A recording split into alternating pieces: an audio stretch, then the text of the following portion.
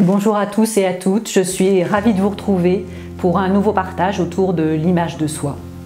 Pour ceux qui ne me connaissent pas, je suis Catherine de Vaucel, artiste énergéticienne.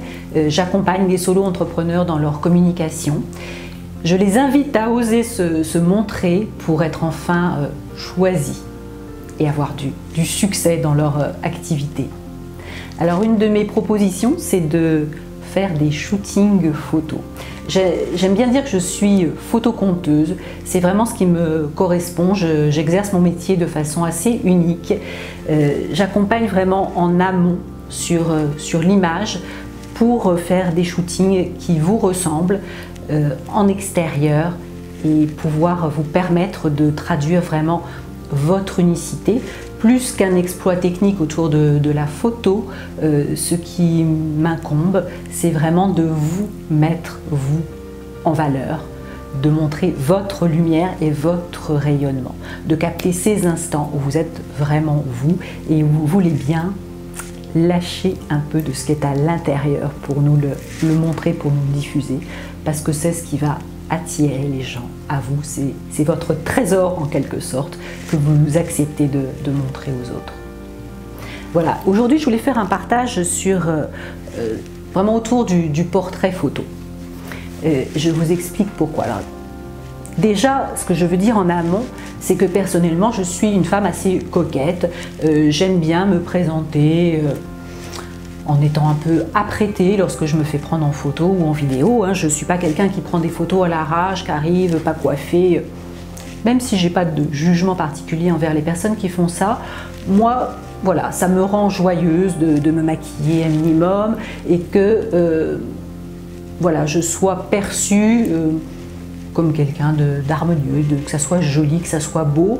C'est vraiment une de mes valeurs. Et comme c'est ce que je vous propose de faire, il est important pour moi que ça soit congruent et que je me présente avec un minimum d'esthétique. Voilà, ça c'est mon point de vue, c'est ma façon de faire. Vous allez comprendre pourquoi je vous dis ça. Je perçois, je ne veux pas dire de plus en plus parce que ça fait déjà un petit moment que ça dure et que ça se diffuse, mais beaucoup de personnes, surtout des femmes, mais pas que, qui en fait utilisent des filtres pour leur photographie, pour les portraits. Et en fait, je voulais non pas être dans le jugement de ça, à dire est-ce qu'il faut le faire, est-ce qu'il ne faut pas le faire, mais vous inviter vraiment à vous poser des questions sur qu'est-ce que ça crée vraiment, qu'est-ce qu'il y a derrière ça. Est-ce que vous vous honorez vraiment, est-ce qu'on s'honore vraiment à faire ça? Alors, à titre personnel, je ne trouve pas ça beau, donc j'ai jamais vraiment joué avec ça parce que voilà, c'est mon point de vue, je trouve que ça déforme les visages et je trouve pas ça joli. Mais voilà, ça encore une fois, c'est mon point de vue.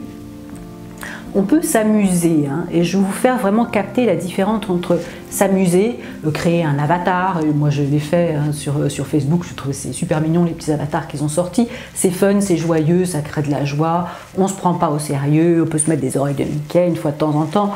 Voilà, c'est rigolo. Mais au-delà de ça, qu'est-ce que ça crée vraiment? Qu'est-ce qu'il y a vraiment? Il y a une addiction qui se crée à mettre ces filtres qui vraiment, vous voyez, je parle de ceux qui vous tirent vraiment le visage comme ça à l'extrême, gomment complètement le grain de peau, puisqu'on peut jouer avec le curseur, accentue des fois les lumières, mais ça devient violent. Et on a l'impression d'avoir des visages plastifiés, complètement gommés, où la peau n'existe plus. Est-ce qu'on s'honore vraiment à faire ça? Qu'est-ce qu'il y a derrière ça? Qu'est-ce que ça va créer? Moi, ce que j'y vois, c'est pas que du positif. Pourquoi? Alors, il y a plusieurs choses, plusieurs fils à aller tirer derrière tout ça. C'est que d'abord, moi j'ai l'impression qu'on est un peu comme dans cette ère de l'industrialisation où on ne supportait plus qu'un produit soit pas conforme. À force de voir les autres comme ça, on se sent absolument obligé d'être pareil parce que sinon on ne va pas être validé, voyez. Donc on n'accepte plus du tout nos particularités. On n'accepte plus tout ce qui nous rend humain. La peau, c'est vraiment la sensibilité, l'endroit où on est hypersensible, où on est en interaction avec les autres, avec le monde. Et en fait, en gommant tout ça, en gommant toutes les aspérités, en disant qu'on doit être vraiment lisse, sans reproche, on n'accepte plus du tout de se voir autrement, tel qu'on est, mais dans tout son côté vivant, dans toute la vie qui est en nous. On devient vraiment, oui, un produit conforme qui doit avoir 0 défaut. Alors ça peut être fun de faire ça une fois, mais il y a vraiment une addiction à ça, on s'habitue, on finit par plus se reconnaître quand on est autrement. Et ça, est-ce que c'est s'honorer? Parce qu'il y a des personnes qui le font, je vous assure, vraiment très tôt. C'est pas uniquement une question d'âge, une question de rides. Et qu'est-ce que ça va créer? Ça va créer de la souffrance au fur et à mesure. Moi, c'est ce que je constate quand je vois des personnes qui arrivent pour faire des shootings. Ça crée vraiment une non-acceptation de soi, un non-amour de soi, puisqu'on se juge tout le temps et on juge qu'on n'est pas assez beau ou assez belle pour être regardé tel que l'on est. Et plus le temps va passer, plus ça va s'amplifier. Et dès qu'on n'aura pas ces fameux filtres, ce sera l'horreur. Donc est-ce qu'il faut aller là-dedans à ce point-là? Moi, je ne pense pas, bien au contraire. Parce que ce qui est beau, c'est vos particularités, c'est votre sensibilité. C'est un peu comme des objets faits main et des objets industriels. Vous voyez, il y a vraiment une différence. La différence, c'est justement toutes ces particularités, toute cette unicité, toutes ces aspérités qui sont belles. C'est l'usure du temps qui est magnifique. Alors, je ne vous dis pas qu'il faut arriver avec des cernes jusque-là, hein, encore une fois, pas maquillé, qu'on est obligé de pas se coiffer, d'être très roots. Moi, la première, je ne suis pas fan de ça du tout. Mais enfin, vous voyez, à force de jouer à ce jeu-là et d'en être dupe, parce que sincèrement, on finit par en être dupe, on valide aussi ce point de vue dans toute la société qu'il faut uniformiser les autres. Et ça, de mon point de vue, c'est pas s'honorer. Alors comment on fait? Ben oui, il y a d'autres façons de faire. On peut au contraire, au lieu de se réduire, au lieu d'essayer de rentrer dans un moule et d'avoir un physique standard, et ben au contraire, on peut amplifier nos différences. Comment on fait? On porte des couleurs qui vont nous permettre de rayonner, d'amplifier notre rayonnement.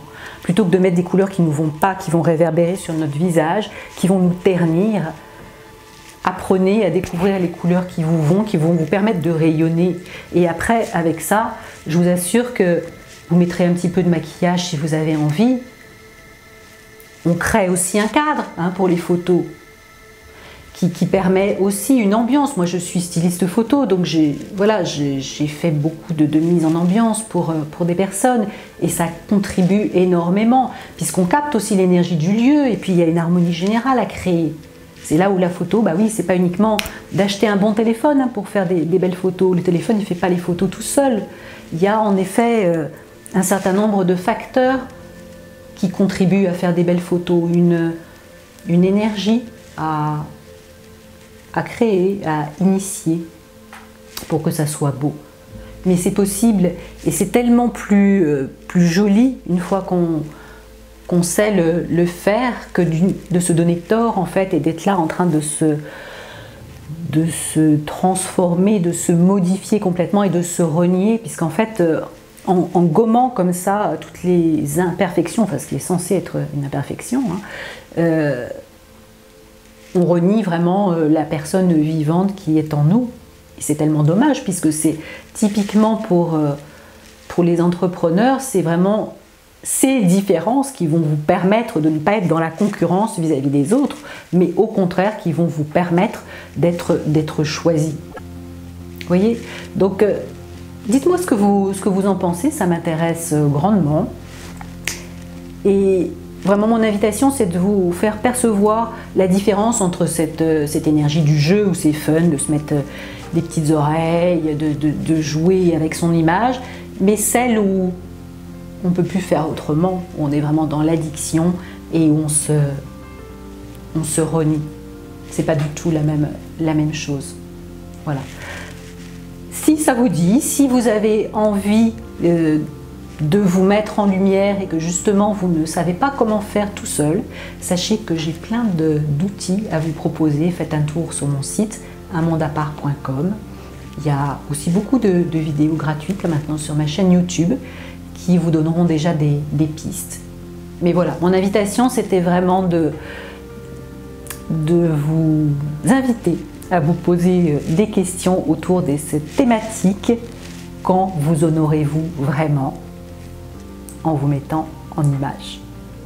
Je vous dis à très vite pour de nouveaux partages autour de l'image de soi et de l'amour de soi. À très vite.